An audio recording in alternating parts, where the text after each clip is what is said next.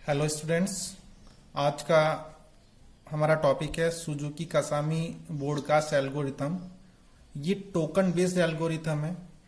Token based algorithm क्या होता है कि मैं आपको बता देता हूं। टोकन बेस्ड एल्गोरिथम में हमें टोकन की जरूरत पड़ती है अपने क्रिटिकल सेक्शन को एग्जीक्यूट करने के लिए। यानी कि प्रोसेस जब भी अपना क्रिटिकल सेक्शन एग्जीक्यूट करेगी तो उसके पास एक टोकन होना चाहिए।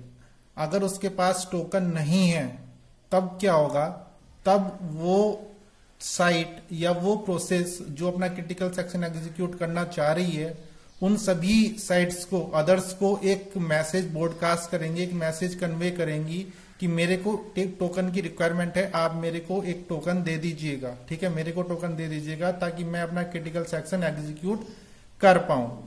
तो जैसे ही वो ये जो रिक्वेस्ट देते हैं और वहां से जो रेस्पॉन्स आता है, ये इसका जो बेस होता है वो होता है सीक्वेंस नंबर। यानी कि जिसका सीक्वेंस नंबर सबसे बड़ा होता है, ठीक है, उसी को टोकन जो है मिलता है। ठीक है, उसी को रिप्लाई आता है, उसी को टोकन मिलेगा। जिस प्रोसेस का सीक्वेंस नंबर क्रिटिकल सेक्शन को एग्जीक्यूट करने के लिए ज्यादा होगा, रिक्वेस्ट का सीक्वेंस नंबर ज्यादा होगा, उसी को टोकन मिलेगा।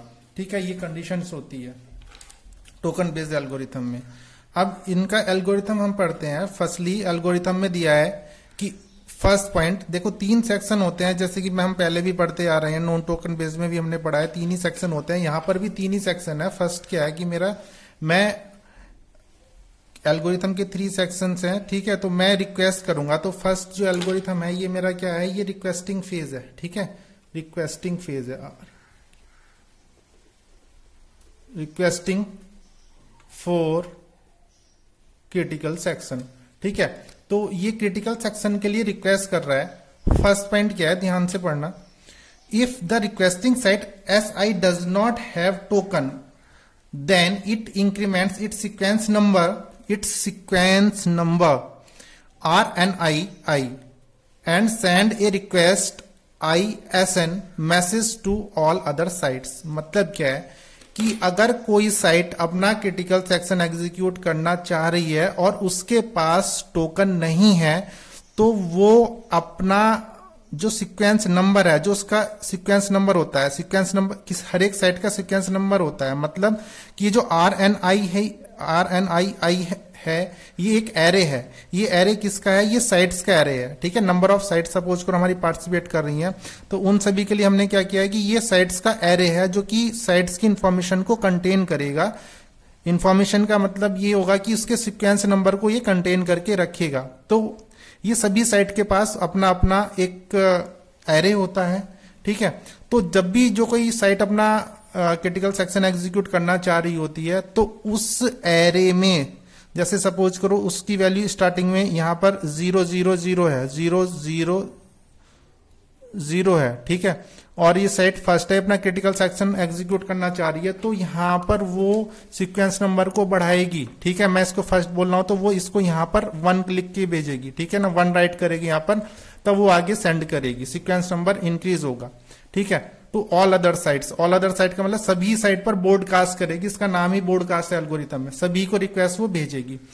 ये SN जो है ये अपडेटेड सीक्वेंस नंबर है, और ये I जो है ये जो रिक्वेस्ट किया है हमने, ठीक है, ये है, और SN है कि मैंने जो अपडेटेड सीक्वेंस नंबर भेजा है।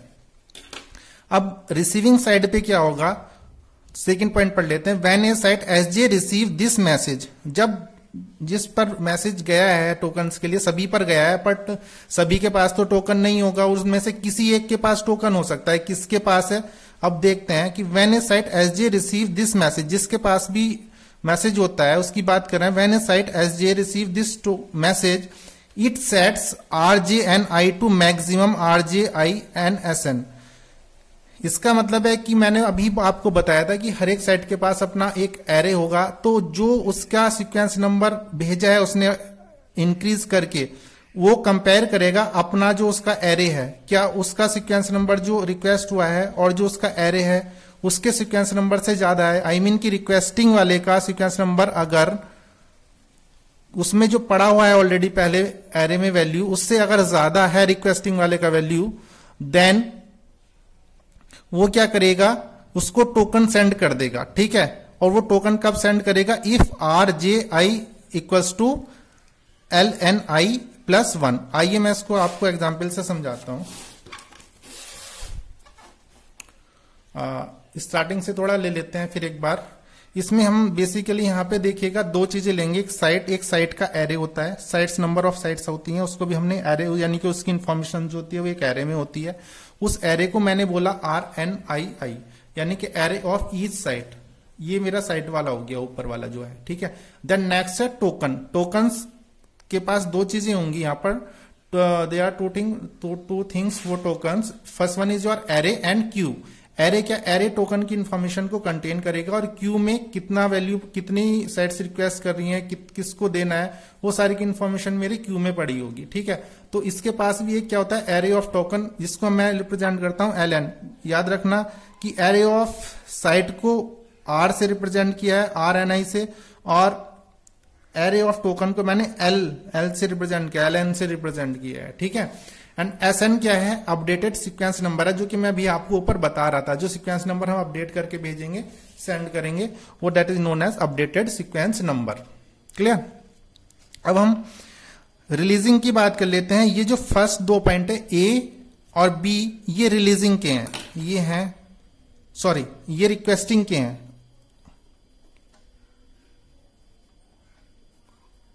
रिक्वेस्टिंग फॉर क्रिटिकल सेक्शन, ठीक है।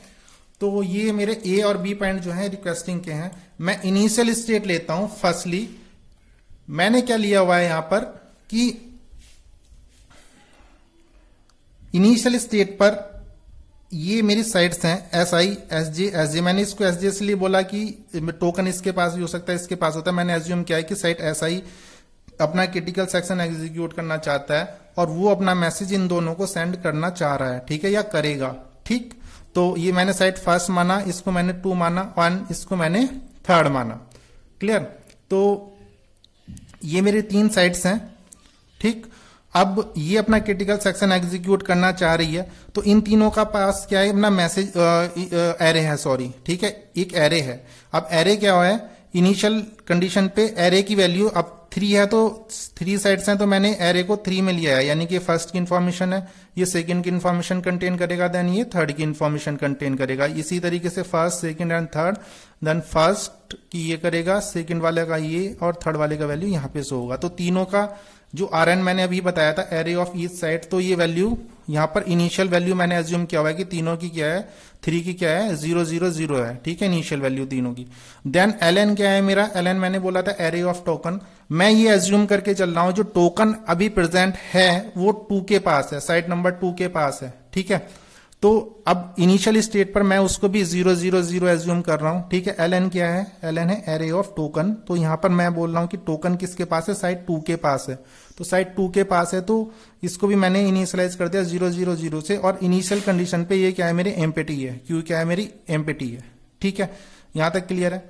अब आगे चलते हैं। अब बात ये आती है कि ये SI यानी कि साइट फर्स्ट अपना क्रिटिकल सेक्शन एग्जीक्यूट करना चाह रहा है, तो इसको क्या जरूरत पड़ेगी, ये चाहेगा, इसको नीड है कि एक ये रिक्वेस्ट मैसेज ब्रॉडकास्ट करे सभी को जो कि अपना क्रिटिकल सेक्शन उसमें एग्जीक्यूट करना चाह रही होंगी। तो ये 3 प्रोसेस हैं, तो ये इसको भी करेगा, 2 को भी करेगा, 3 को भी करेगा, क्योंकि फर्स्ट को तो नहीं पता ना कि टोकन किसके पास है, वो तो सभी को ब्रॉडकास्ट करेगा। वो कहेगा कि भाई मेरे को टोकन दे दीजिएगा, मेरे को अपना क्रिटिकल सेक्शन एग्जीक्यूट करना है। अब जिसके पास टोकन होगा वो उसके अकॉर्डिंग रेस्पॉन्स करेगा, जिसके पास नहीं होगा तो वो उसके अकॉर्डिंग, ठीक है। अब ये देखिएगा आगे मैंने दिखाया यहां पर, जब फर्स्ट ने रिक्वेस्ट सेंड किया यहां पर 2 को एंड 3 को भी रिक्वेस्ट सेंड किया अपना क्रिटिकल सेक्शन एग्जीक्यूट करने के लिए, ये लिख रहा है रिक्वेस्ट ISN। SN का मतलब क्या है कि उसने अपना सीक्वेंस नंबर अपडेट कर दिया है। क्या किया है, अपडेट किया है। और रिक्वेस्ट ISN यहां पर भी अपडेट कैसे किया है, मैंने यहां पर रेड से शो किया हुआ है, पहले 0 था, अब मैंने उसकी वैल्यू को क्या किया है, 1 किया है, और बाकी दोनों वैल्यू क्या है, वो 0 है। अभी इधर आप नहीं ध्यान देना, ठीक है। अभी आप केवल इधर देखना है कि यहां पर उसने अपनी वैल्यू को अपडेट करके मैसेज को सेंड किया है, ठीक। अब जब उसने मैसेज को सेंड किया, मैसेज को सेंड करने के बाद जब वो रिसीविंग एंड पे जाता है, ठीक है, यानी कि मैं इसको RJ बोलूं, ठीक है। अब यहां पर आता है तो हम ये चेक करेंगे, ठीक है, जो सेकंड पॉइंट मैंने आपको ऊपर बताया था ठीक, उसमें हम चेक करेंगे चेक आउटडेटेड रिक्वेस्ट। हम ये चेक करेंगे कि ये जो रिक्वेस्ट आई है ये आउटडेटेड तो नहीं होगी, यानी कि इसका सीक्वेंस नंबर चेक करेंगे। अगर ये जो रिक्वेस्ट आई है इसका सीक्वेंस नंबर जो इसमें पड़ा था यानी कि 000 उससे ज्यादा है तो हम इसको अपडेट करेंगे। क्लियर है? मैं एक बार फिर से बता देता हूं, अगर जो रिक्वेस्ट अपडेटेड होके आई है उसका सीक्वेंस नंबर इसके सीक्वेंस नंबर से ज्यादा है तो हम अपने एरे को अपडेट करेंगे। अभी तक हमारी जो वैल्यू थी वो ऊपर वाली वैल्यू है, ये वाली है, ठीक है, 000 है, और यहां पर क्या है 100 है। तो ये वाला जो सीक्वेंस नंबर है ना 1, ये हमारा 0 से ज्यादा है, तो इसीलिए मैंने यहां पर अपडेट कर दिया है, ठीक है ना। ये लिखा हुआ है if SN greater than R NI array I then accept and update array, ठीक है। तो मैंने इसको क्या किया, अपडेट किया, और इसी के अकॉर्डिंग मैंने यहां पर भी चेक किया और इसको भी मैंने अपडेट कर लिया है। तो ये मेरे दोनों अपडेट हो गए हैं इसके अकॉर्डिंग, क्योंकि ये जो रिक्वेस्ट थी अपडेटेड वो ज्यादा थी इन दोनों से, ठीक है। अब हमें क्या करना है कि टोकन इसके पास है, अब टोकन वो देगा कब, सेकंड कंडीशन में, और तभी रिक्वेस्टिंग वाला ही पार्ट चल रहा है, वो टोकन तब देगा तब lni + 1 = rnji हो जाए। क्लियर है? अब इसमें क्या होगा, lni क्या है, lni की जो वैल्यू है मेरी इनिशियल स्टेट पे क्या है, 0 है। अब 0 + 1 कितना होगा, 1 होगा, ठीक है। 0 + 1 1 एंड 1 क्या है मेरा, Rn से क्या आ रहा है, इनिशियल वाले पे 1 आ रहा है, तो 1 = 1। तो जब 1 = 1 हो जाएगा तो मेरी कंडीशन सेटिस्फाई हो रही है कि हाँ भाई अब मैं इसको टोकन दे सकता हूं। तो अब यहां पर मैंने ग्रीन लाइन से शो किया हुआ है कि अब ये 2 जब दोनों कंडीशन उसकी सेटिस्फाई होगी सेकंड पॉइंट की, तो वो टोकन इसको दे देगा। जब इसके पास टोकन आएगा तो ये अपना क्रिटिकल सेक्शन एग्जीक्यूट करेगा, ठीक है ना। ये एग्जीक्यूटिंग क्रिटिकल सेक्शन में है कि वो अपना साइट जो है जो रिक्वेस्ट कर रही थी उसको जब टोकन मिल जाएगा तो अपना क्रिटिकल सेक्शन एग्जीक्यूट करेगा आराम से, कोई प्रॉब्लम उसको नहीं होगी। अब बात आती है, थर्ड पॉइंट आता है हमारा रिलीजिंग क्रिटिकल सेक्शन। अब उसने काम तो कर लिया बट अब उसके बाद क्रिटिकल सेक्शन को रिलीज कैसे हुए उससे, ठीक है। तो जब वो रिलीज करेगा क्रिटिकल सेक्शन तो 3 पॉइंट्स हमारे यहां पर हैं। मेनली क्या है कि फर्स्ट पॉइंट है कि इट सेट्स lni = rnii, मतलब जो rnii के एरे में जो वैल्यू पड़ी है वही टोकन में के इक्वल्स टू हो जाए, मतलब जो साइट के एरे की वैल्यू है वो टोकन के एरे की वैल्यू के बराबर हो जाए, फर्स्ट कंडीशन है। तो अब मैंने ये रिलीजिंग का इधर से शो किया है। रिलीजिंग में क्या है, मैंने यहां पे लिखा भी हुआ है कि सेट lni = rnii, मतलब क्या है कि rn की मेरी जो वैल्यू थी वो यहां पर थी, ये देखिएगा rn की जो मेरी वैल्यू थी यहां पर ये थी 100, तो 100 थी, तो अब वो वैल्यू किसकी हो जाएगी, l100 हो जाएगी, ठीक है, 100 हो जाएगी। क्लियर? और ये क्या करेगा, रिलीज कर देगा, फिर उसको क्या करेगा, रिलीज कर देगा टोकन को। ये रिलीज कर रहा है, टोकन तो इसके पास आ गया था, अब ये क्या कर रहा है, रिलीज कर रहा है, ठीक है। अब इसमें इसकी नीचे की 2 कंडीशन और आती है, वो मैंने नीचे किया है explain. For every site SJ whose ID is not in token queue, it's append its ID to token queue if rnij = lnj + 1. Then next point है, if token queue is non-empty, अगर टोकन क्यू हमारी empty नहीं है, खाली नहीं है, तो जो टॉप मोस्ट उसमें आईडी है, एलिमेंट पड़ा हुआ है, उसको रिमूव कर दीजिएगा, ठीक है। अब मैंने यहां पे एक और एग्जाम्पल लिया है इसी में कि सपोज करो एक कंडीशन आती है कि टोकन सपोज करो फर्स्ट के पास है, ठीक है, मैंने एज्यूम किया है, और ये साइट नंबर 2 और साइट नंबर 3 ये रिक्वेस्ट कर रही है दोनों एक साथ कि भाई मेरे को भी टोकन चाहिए, मेरे को भी टोकन चाहिए। वो बात सही है कि जिसका सीक्वेंस नंबर ज्यादा होगा उसको ये टोकन अलॉटमेंट कर देगा, बट एक साथ पे अब 2 प्रोसेस एक साथ रिक्वेस्ट कर रही हैं, तो यहां पर क्यू में क्या अपडेट हो गया कि 2 की रिक्वेस्ट भी आई और 3 की भी आई। मैं एज्यूम कर लेता हूं कि 2 का सीक्वेंस नंबर 3 से ज्यादा है, तो 2 पहले मेरी एग्जीक्यूट हो जाएगी। क्लियर है? अब वो कह रहे हैं कि जो फॉर एवरी साइट, जो मेरा ये वाला पॉइंट था ऊपर वाला, for every site append in Q if rnij = lnj + 1, यानी कि meaning append Q in Q if rnij = lnj + 1। Meaning क्या है कि अगर ये जो मेरी क्यू है, ये सपोज करो इम्पिटी थी, तो इसमें मेरी आईडी ऐड हो जाए। आईडी ऐड होने का मतलब है कि 2 3 गया कब है इसके अंदर, वो तब गया है तब आर एन जे, यानी कि इसकी जो वैल्यू है, इसकी जो इनिशियल वैल्यू थी 101 थी, ठीक है, 100 थी, ठीक, और इसकी भी क्या थी 100। यहां पर 3 है तो यहां पर मेरी 1 होगी, सॉरी यहां पर 1 होगी, और यहां पर भी मेरे को 1 करनी पड़ेगी, 1 करूंगा मैं, ठीक है ना। एंड यहां पर भी फिर वो क्या होगी 1 जाएगी, क्योंकि ये फर्स्ट वाली 1 जो है वो 2 के लिए है और ये सेकंड 1 जो है वो मेरी 3rd के लिए है, तो ये 1 जाएगी, ठीक है। तो वो कह रहा है कि ये 2 और 3 तब ऐड होंगी जब R N I J equal to L N J plus 1। अब एल एन जे की बात अगर मैं 2 के लिए करूं तो एल एन जे कितना है अभी 100 है, बट मैं आर एन जे की बात करूं तो यहां पे 110 होगा। 110 किसके लिए होगा, 2 के लिए होगा, क्योंकि 1 तो ऑलरेडी पड़ा हुआ था और 1 क्या किया कि 2 ने रिक्वेस्ट किया उसको। तो जब 2 ने इसको रिक्वेस्ट किया है, ठीक है, तो जब 2 ने इसको सपोज करो पहले रिक्वेस्ट किया है, तो इसकी वैल्यू इसके इक्वल्स टू वही, क्योंकि एल एन प्लस 1 तो यहाँ पे 0 पड़ा है ना, तो 0 + 1 1 हुआ, तो यहाँ पे 1 = 2, और ये जो 1 आया मेरा तो इसके इक्वल्स 2 है, तो 1 = 1 हुआ, तो ये अपेंड हो जाएगा, तो यानी कि 2 अपेंड हो जाएगा। इसी तरीके से मैं 3 देखूंगा। अभी क्या था कि अभी क्या है मेरा कि मैंने जब इंक्रीमेंट करके इसको रिक्वेस्ट किया, यहाँ पे मैंने 1 का इंक्रीमेंट किया है, 0 से 1 किया है, तो यहां पर मैं चेक करूंगा कि यहां पर अब जो ln की वैल्यू है वो क्या है, क्योंकि 2 तो ऐड हो गया है ना, मैंने क्या किया अभी 2 को ऐड किया, 3 को नहीं किया है, ठीक है। तो यहां पर क्या है कि 110 है, क्या है अब 110।